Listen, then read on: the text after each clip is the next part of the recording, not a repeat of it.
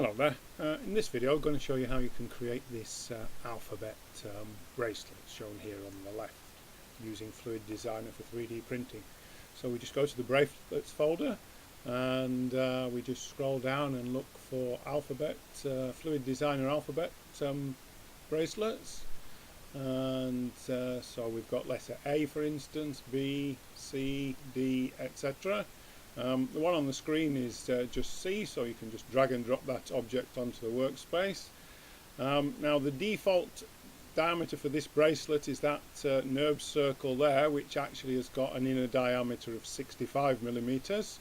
If you wanted a different size inner diameter, you could switch on, say, 75 mil, switch off the current inner diameter, and then just select the bracelet itself and change the bracelet size from inner diameter to the 75 millimeter one. So you can see that repositions the bracelet, resizes it.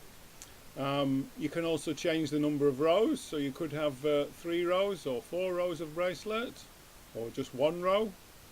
One row. Yeah, I'm going to stick to 3. And then you need to complete the bracelet all the way round. And you can do that by increasing the count here for the columns.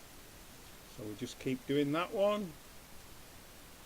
And excuse me, you don't need to close the bracelet. You could have an open bracelet, but if you do close it, it's a good idea to zoom in at this point and just see what the overlap looks like. And if you're not happy with the overlap, you can change the relative offset here. So I could try something like 0.68. 0.69. I'm just guessing a little bit here.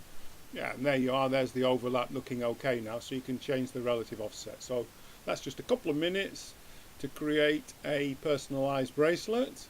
The only thing you've got to do with it then is export it as a wavefront object or as an STL object, and you've always got to run it through Netfab Basic, which you can download free from the internet, and just make sure that the object is 3D printable.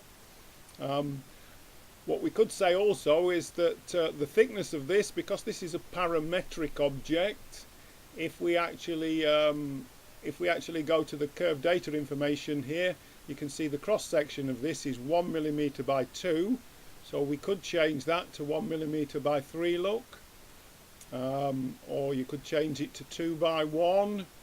So you can change the appearance here because this is a parametric smart object, or we could go really thin, 0.8 by 0.8. Notice we get a gap when we do that, so we'd need to change the count again, or 1 by 1.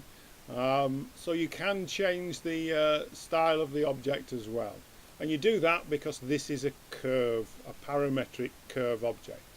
So remember that if you purchase Fluid Designer for 3D printing software from us, the basic software is free, but if you want these fonts to make your own bracelet with, then we do charge for that. So there's a similar sort of bracelet in letter A. Alright, so I hope you're interested, and good luck.